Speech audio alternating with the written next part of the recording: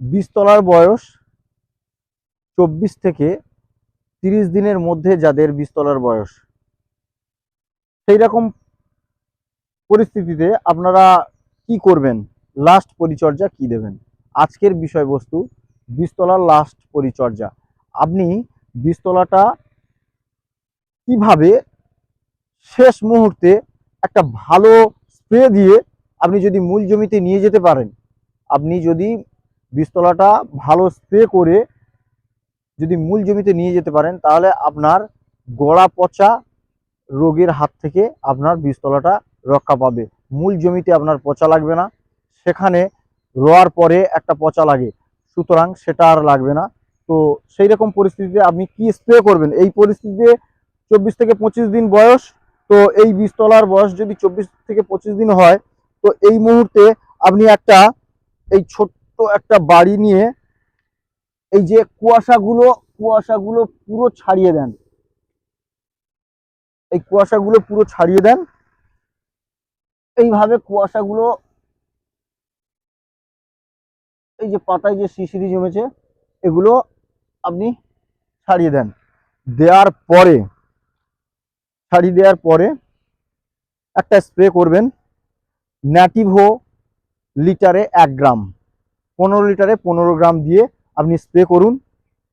অথবা আজদি, গুজরাট পেস্টিসাইড কোম্পানির আজদি, আপনি যদি লিটারে 2 ml মানে 2 ml করে লিটারে, 15 লিটারে 30 ml দিয়ে যদি একবার স্প্রে করতে পারেন, সাথে 1 গ্রাম করে zinc, chelated zinc 12%, chelated zinc যদি 1 গ্রাম করে দিয়ে স্প্রে করে লাস্ট পরিচর্যা যদি আপনি করতে পারেন, তাহলে আপনার বীজতলা নিরোগ থাকবে এবং নিরোগ বীজতলা নিয়ে আপনি মূল জমিতে বপন করতে পারবেন। এখন পরিস্থিতি চারিদিকে চারিদিকে যা কন্ডিশন দেখতে পাচ্ছি, মাঠঘাট সব জলে ডুবিয়ে দিয়ে মোটামুটি চাষ, একটা করে চাষ দেওয়া চলছে। চারিদিকে আপনি শুনতে পাচ্ছেন হৈ হৈ রব। সুতরাং একটা চাষবাসের একটা দামামা বেজে গেছে যেন। সবাই রাতে আপনি এই এই শীতের সময় বাড়িতে না লোক দেখতে পেলে ও মাঠঘাটে ভালোই লোক দেখতে পাবেন এই এই ঠান্ডার সময়ে। তো সুতরাং চাষবাসের আর দেরি করে লাভ নেই, আপনারা চাষবাস শুরু করে দেন। আর এ টু জেড গাছের সমস্ত পরিচর্যা বিষয়ে আমি আলোচনা করব। আমি শামসুল, আর আপনারা দেখছেন এগ্রিকালচার শামসুল চ্যানেলের পক্ষ থেকে আপনাদের সবাইকে আন্তরিক শুভেচ্ছা, অভিনন্দন জানাই। আপনারা যারা নতুন চাষি, আমার চ্যানেল সাবস্ক্রাইব করেননি, তারা সাবস্ক্রাইব করে নেবেন। আমি প্রথম পরিচর্যা থেকে শুরু করে বীজতলা থেকে এবং ধান কাটা পর্যন্ত সমস্ত খুঁটিনাটি বিষয় আপনাদের সাথে আলোচনা করব। তো সুতরাং চ্যানেলের সাথে জুড়ে থাকুন, সঙ্গে থাকুন, আপনারা এগিয়ে যান, এগিয়ে চলুন। আমি আপনাদের সাথে আছি। প্রত্যেকটা খুঁটিনাটি বিষয়ে আমি আপনাদের সাথে আলোচনা করব এবং কোন পরিস্থিতিতে কি বিষয়ে কি ওষুধ স্প্রে করতে হবে, সার কিভাবে দেবেন, মূল জমিতে কিভাবে সার দেবেন, এবং সেই সার, জৈব সার কতটা পরিমাণ দেবেন, রাসায়নিক সার কতটা পরিমাণ দেবেন, সে বিষয়ে আলোচনা করব। 25 থেকে 30 দিনের মাথায় আপনি কি স্প্রে করবেন। আচ্ছা, তারপরে আপনি মূল জমিতে 25 থেকে 30 দিনের মাথায় কি সার মারবেন, তারপরে কি পিজিআর স্প্রে করবেন, কোন পরিস্থিতিতে আপনি ঝলসা নিয়ন্ত্রণ করবেন, সে সমস্ত খুঁটিনাটি বিষয়ে আপনাদের সাথে আলোচনা করব। লাস্ট ধান কাটা পর্যন্ত, আপনাদের সাথে ধান ঘরে তোলা পর্যন্ত আমি আপনাদের সাথে আছি। প্রত্যেকটা বিষয় নিয়ে আলোচনা করব। আপনি দেখুন আমার চ্যানেল এগ্রিকালচার শামসুল চ্যানেল, আপনারা সাবস্ক্রাইব করুন, লাইক করুন, শেয়ার করুন। বিষয়বস্তু আপনি দেখতে পাচ্ছেন বীজতলার পরিস্থিতি কি। এই পরিস্থিতিতে 25 থেকে 30 দিনের বীজতলায় যদি একবার স্প্রে করে মূল জমিতে আপনি বপন করতে পারেন, তাহলে আপনার গাছ কিন্তু ফ্রেশ থাকবে। এটা কিন্তু সবাই জানে না। আর বিষয়বস্তুটা বলি, যদি একবার এই গাছ নিরোগ নিরোগ গাছ যদি আপনি একবার নিয়ে বীজতলা থেকে মূল জমিতে বপন করতে পারেন, তাহলে ওখানে কিন্তু পচা ধসা লাগবে না।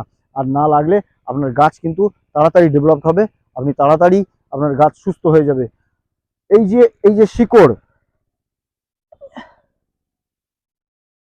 আপনাদের দেখাই একটা জিনিস।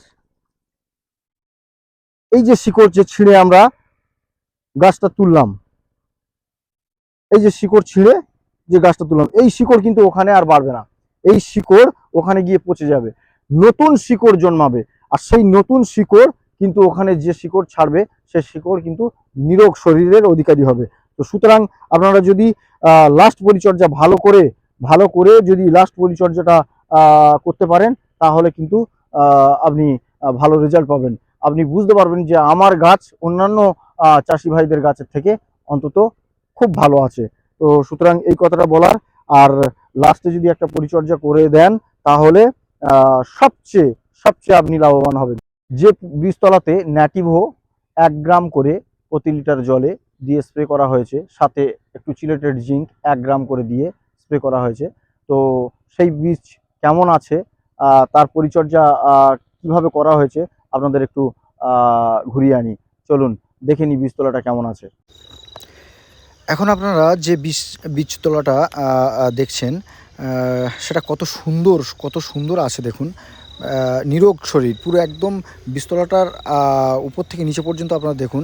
আমি দেখাচ্ছি একটা কিছু বীজ তুলে দেখাচ্ছি, আপনারা একটু দেখুন কত সুন্দর পরিচর্যা করা হয়েছে।